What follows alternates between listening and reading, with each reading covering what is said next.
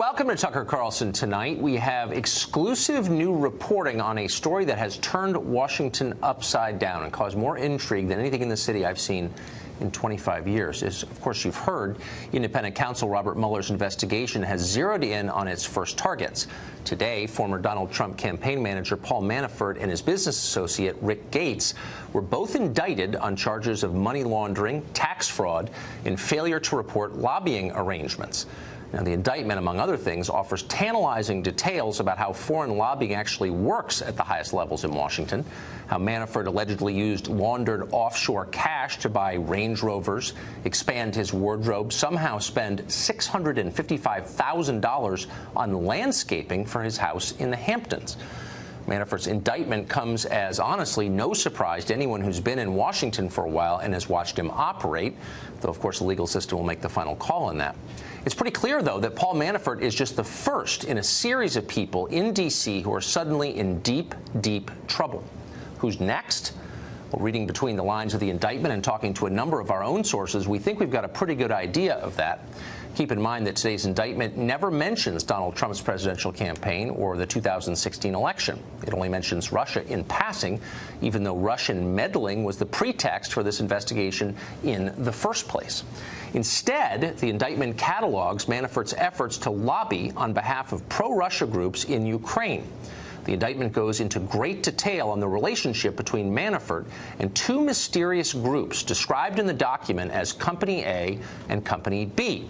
Those companies, we can report tonight, are Mercury LLC, that's led by former Republican Congressman Vin Weber, and the Podesta Group, founded by Tony Podesta and his brother John, whom you'll remember as Hillary Clinton's campaign chairman.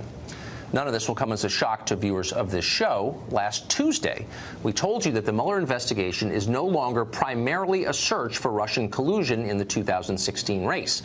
It is now a much far-reaching inquiry into corrupt lobbying practices across D.C., one that is very likely to ensnare figures close to Hillary Clinton. In press accounts, Mueller's investigation is still framed as a hunt for collusion between Donald Trump's presidential campaign and the government of Russia. Our source says investigators are, in fact, very interested in Manafort's behavior while he ran the Trump campaign, but otherwise that description is mostly bogus. The investigation has broadened now to determine which people and which organizations in Washington have spent years working secretly as de facto operatives on behalf of Russian government and business interests. The Podesta Group is chief among these. Quote, they are more focused on facilitators of Russian influence in this country, says our source, than they are on election collusion. The Podesta Group, he says, quote, is in their crosshairs. Well, that segment, which ran last week, provoked a snarling legal threat from Tony Podesta today, designed to shut us up. That's not going to happen, obviously, but we'll tell you a lot more about it in just a minute. Last week, we explained how Paul Manafort used a sham group called the European Center for a Modern Ukraine to lobby on behalf of pro-Russian forces in Ukraine. Those forces sought a number of changes to American policy, changes to the Republican platform, for example. Some of the changes are obviously contrary to America's interests and values. Among them, they wanted the U.S. government to support the imprisonment of one of the Ukraine president's political opponents. Shady does not begin to describe this operation. Even some of Tony Podesta's own employees thought the whole thing was disgusting. Well, today's indictment confirms our reporting on this. It describes the Center for Modern Ukraine as a fake organization, merely, quote, a mouthpiece for the Ukrainian president, Yanukovych. The indictment also confirms that the lobbying groups Manafort hired in Washington, including Tony Podesta's, knew perfectly well that the Center for the Modern Ukraine was fake when they signed on to represent it. According to the feds, Podesta's company was told explicitly they would be lobbying on behalf of the Ukrainian president. In November 2012, the indictment says, Manafort's business partner explicitly requested reports on lobbying activity by both those companies so that he could brief the president of Ukraine, Yanukovych, on what they were doing. It couldn't get dirtier. But despite apparently knowing they were acting as foreign agents, agents of a foreign government, the Podesta Group never registered as foreign agents. Failure to do that is against the law. In April 2012, the Podesta Group filed documents with Congress relating to its work with the Center for a Modern Ukraine. At the time, they falsely claimed that group was just a foreign NGO. The Podesta Group's filing contained a declaration by the Center for Modern Ukraine that, quote, None of the activities of the center are directly or indirectly supervised, directed, controlled, financed, or subsidized in whole or in part by a government of a foreign country or a foreign political party. That declaration, false, was endorsed as true by Kimberly Fritz, now the CEO of the Podesta Group and a former Jeb Bush staffer, all apparently a lie. Moreover, according to today's indictment, the Podesta Group must have known it was a lie when they signed that document. Under the law, the firm should have immediately registered with the government, the U.S. government, under the Foreign Agents Registration Act. Instead, the Podesta Group waited until spring 2017, this year, to do that, and then somehow applied the status retroactively. By that point, the Center for a Modern Ukraine had effectively been out of business for 3 years. It was a little late. Interestingly, the Podesta Group filed those late papers just weeks after media outlets began reporting that law enforcement was investigating Manafort's offshore bank accounts. Connection? But wait, why would Ukrainian interests hire Tony Podesta in the first place? Well, according to a former Podesta employee we spoke to over this weekend, even foreign officials in distant lands understood that Tony Podesta's brother was John Podesta, a key Clinton confidant. It was widely known the two brothers had dinner together every Sunday night. Quote, "That's not something we hid from clients of the firm. They loved hearing that." Even a native Russian speaker could grasp the point of all of this. The Podesta Group was hired by Paul Manafort on behalf of foreign clients because the company was perceived to have a direct line to powerful politicians. John Podesta was Hillary's campaign chairman. Tony Podesta had been friends with Bill Clinton since the midterm elections of 1970. Influence peddling 101. How central were the Podesta's political connections to their profit model? Consider this. The firm's billing dropped dramatically almost immediately after Hillary Clinton lost the race for president. That tells you a lot.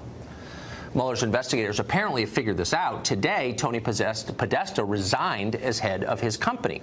His excuse? Us. That's right, he blamed us. In his parting statement, Podesta said this, quote, "It is impossible to run a public affairs firm while you're under attack by Fox News and the right-wing media." Well, Podesta isn't just complaining about us, though. He's threatening us. This afternoon, we got a letter from Jeff Garanther. He's a lawyer with Venable LLP, a big law firm here in D.C. The letter demands that this show, quote, "immediately cease and desist disseminating false and misleading reports about Mr. Podesta and the Podesta Group. It demands we retract and delete all our prior reporting on the Podesta Group and warns that if we don't do this, quote, Mr. Podesta may pursue legal action, including for damages, in order to fully protect his rights."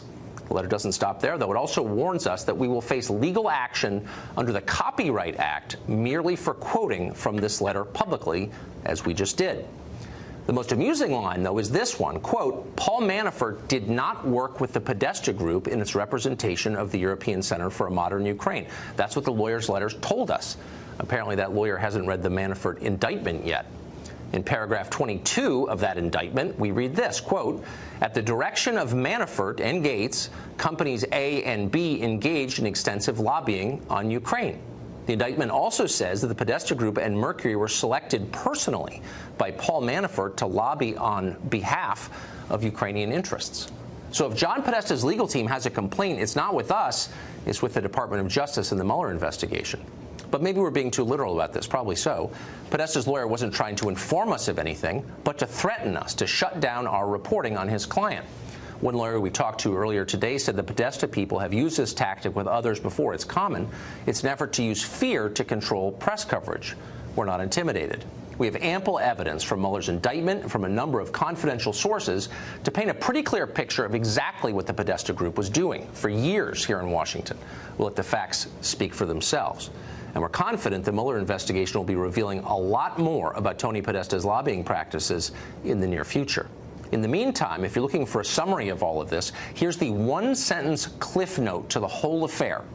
The chairman of one major presidential campaign colluded with the brother of the chairman of the other major presidential campaign to enrich themselves by secretly advancing the interests of a foreign adversary. That happened. That's the swamp they told you needed to be drained. Jonathan Turley teaches law right in the middle of the swamp. He's a professor at George Washington University Law School, and he joins us tonight. Mr. Turley, thanks for coming on. Thank you. So you don't often hear of people prosecuted for violating the FARA Act, the requirement, legal requirement to register as a foreign lobbyist when you lobby for a foreign government. A lot of people here do it. Very few, relatively few register. Why is that unenforced? Well, it's only been a handful of prosecutions, and to have it in this mix is odd. It's like, being chased by a bunch of Rottweilers and a Chihuahua. It's not exactly a fierce charge to face, but it was brought in this case, and I think it sends a signal to others like Flynn, like Tony Podesta, that these are charges that could be brought. I think this indictment is saying that the special counsel is prepared to indict anyone for anything within his mandate. But he's clearly focusing on these types of financial transactions and registration violations. Now, FARA violations are a bit deadly in one sense, and that is some of these violations are registration violations. Jurors tend to treat those as basically cut and dry. If they're convinced that you had to file, then you're guilty. So you can secure these types of convictions. But they're in a mix with very serious crimes. Well, but they seem I mean, look, this whole investigation appears to be focused on the question of foreign influence. How do foreign governments affect American policy? Yeah. The decisions our government makes. And there is a law, it seems to be a meaningful one, saying if you're doing the bidding of a foreign power, you have to tell us about it. Why is that considered a small violation? Well, it's small because it's often been dealt with administratively. When you violate it, the response, like the Podesta Group did, was to retroactively file, and the Department of Justice has allowed that. Clearly, Mueller is not following that pattern. He is taking the view that, if you violated FARA, we can charge you criminally, we will. It'd be hard not to see that charge brought against people like Flynn. You could white out Manafort's name and put in Flynn and basically use that same paragraph. The work he did for the Erdogan government in That's Turkey. right. Yeah. And so this is a signal to others that these charges are likely to be brought. So if FARA violations are basically looked past and you can retroactively file 4 or 5 years and call it good, this is an editorial comment, but I'm just interested in your view. Maybe that's one of the reasons D.C. is so corrupt, just throwing that out there? Well, when this first happened, when we went into the Russian money, my first response was Washington's awash with Russian money. And, yes. and the public are about to see that. This city has a real sordid side to it. And not just Russian money. Absolutely. And people do influence peddle, and it's not exclusive to any particular party. And so I think what the Democrats are going to experience with the Republicans is that investigations are a lot like Saturn. They devour their own. And you're going to see an expansion here, clearly, bringing in other people. And the focus does appear by Mueller to be on the lobbying aspect, and you're right. This could actually be a historic this series of disclosures for the public. I think the public has no idea the level of influence peddling in Washington. And I don't care who's swept up in it. If you're working on behalf of a foreign power against American interests, I hope you're exposed. I really do. Well, I think they will be. Good. Thank you. Thanks, John Petilli. Great to see you.